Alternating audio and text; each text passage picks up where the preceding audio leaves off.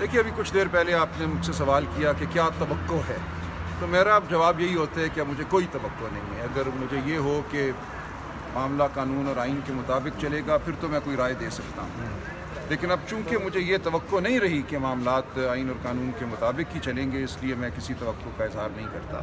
جو آئے گا فیصلہ دیکھیں گے، ہم لڑتے رہیں گے، کئی دہائیوں سے لڑ رہے ہیں، آئندہ بھی لڑتے رہیں گے، تو اس لیے یہ ہمارا فرض ہے کہ ہم آئین اور قانون کی بات کرتے رہیں، بتاتے رہیں آئین کیا ہے، قانون کیا ہے، کرنے والوں نے جو کرنا ہے وہ کریں گے۔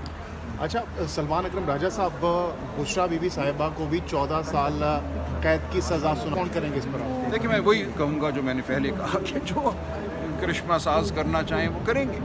دیکھیں کس طرح ان کا کیا رول بنتا ہے اس تمام معاملے میں، یہ میری سمجھ سے بالا تر ہے۔ اس وقت یہی لگتا ہے کہ کہیں سے حکم آتے ہیں اور ان احکام کی وجہ آوری ہوتی ہے۔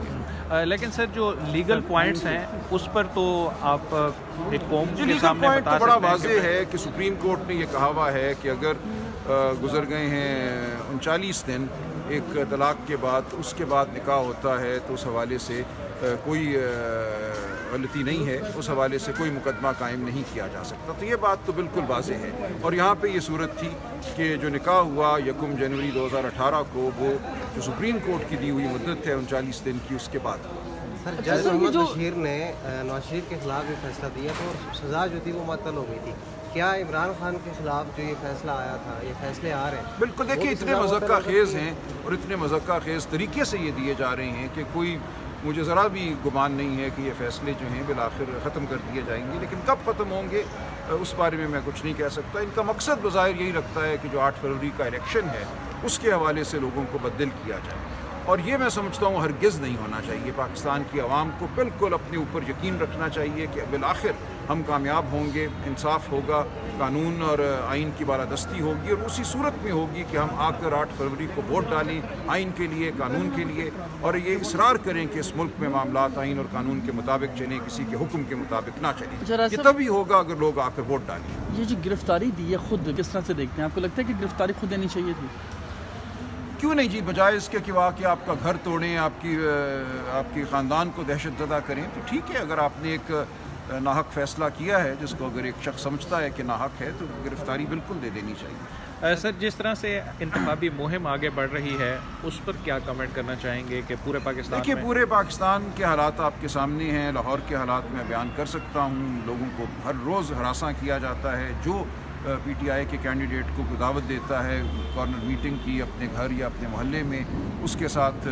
جو رات کو سلوک ہوتا ہے وہ ایک روز کی بات ہے۔ گھروں میں گھس کے لوگوں کو اٹھایا جا رہا ہے، مارا پیٹا جا رہا ہے، ہمارے فلیکس بینر روز سرکاری گاڑیاں رات آ کر اتار دیتی ہیں، تو یہ ایک یلغار ہے پاکستان کی جمہوریت پر۔ اس کے باوجود ہم کھڑے ہوئے ہیں، ہم اس لمحے سے گزر رہے ہیں، اور اس لمحے میں جو کچھ ہم کر سکتے ہیں ہم کر رہے ہیں، قانون کی بات کر رہے ہیں، جمہوری حقوق کی بات کر رہے ہیں، الیکشن لڑنا ایک آئینی تقاضا ہے، تقاضے کو پورا کر رہے ہیں، تو یہ ایک بہت ہی افسوسناک دور ہے ہماری تاریخ کا جس سے ہم گزر رہے ہیں۔ اس دور سے بہرحال ہمیں گزرنا ہے اور آئندہ اچھائی کی امید رکھنی ہے، یہ کوشش کرتے رہنا ہے، امید اگر نہ بھی ہو۔ سر اب تک کی انتخابی مہم کا آپ ظاہر لاہور سے امیدوار بھی ہیں، کیسا ایکسپیرینس ہے، کیا مشکلات ہیں؟ دیکھیے مشکلات تو میں نے عرض کر دی کیا ہیں، جو ایک خوف کا، ڈر کا عالم ہے جو لوگوں کے ساتھ ہو رہا ہے، لیکن اس سے ہٹ کر مہم ایک بہت ہی یہ خوشگوار میرے لیے تجربہ ہوا ہے، کیونکہ مجھے لوگوں سے ملنے کا موقع ملا ہے جن سے عام طور پہ شاید ملاقات نہیں ہوتی، تنگ گلیوں میں، چھوٹے گھروں میں، ہزاروں کی تعداد میں لوگوں سے میں پچھلے 3-4 ہفتوں میں ملا ہوں، روز ہم نکلتے ہیں اور ملتے ہیں اور ان کی باتیں سنی ہیں۔ کل ایک صاحب مجھے آئے، ایک ہم بازار سے گزر رہے تھے، انہوں نے کہا میں رکشہ چلاتا ہوں، آپ رکشے والوں کے مسائل پہ آپ نے کبھی توجہ ہی نہیں دی۔ میں نے کہا واقعی میں نے رکشے والوں کے مسائل پہ کبھی توجہ نہیں دی، اور ان صاحب نے کہا دیکھیں مجھے اور کسی چیز سے سروکار نہیں، میں سارا دن رکشہ چلاتا ہوں، اور اگر تھک کے میں 2 منٹ کے لیے بھی کسی دکان کے سامنے اپنا رکشہ کھڑا کرتا ہوں تو دکان والا مجھے گالیاں دیتا ہے اور دھتکار دیتا ہے۔ ہم کہاں کھڑے ہوا کریں سارا دن ہم رکشے والے؟ اس کے لیے رکشے کے سٹینڈ ہونے چاہیے ہر شہر میں، کسی شہر میں پاکستان میں رکشے کے سٹینڈ نہیں ہیں۔ میں نے اس نے اپنا نام بتایا، وعدہ کیا ہے کہ اگر کبھی میں پارلیمان میں گیا تو میں رکشے والوں کے مسائل اجاگر کروں گا۔ دیکھیں یہ وہ باتیں ہوتی ہیں جو آپ نہیں سوچ رہے ہوتے، ہم آئین اور قانون اور پتہ نہیں کیا سوچتے رہتے ہیں، عام انسان کی کیا وپتا ہے، اس کی کیا دشواری ہے، ایک رکشے والی کی زندگی کیسے گزرتی ہے۔ تو کل ایک بازار میں کھڑے ہوئے میں نے 5-7 منٹ بات کی، ان سے پوچھا کہ تم صبح سے شام تک کیا کرتی ہو، تو میرے لیے ہر دن جو ہے ایک تعلیم کا ذریعہ ہے۔ تھینک یو بہت شکریہ۔ تھینک یو جی۔ सामने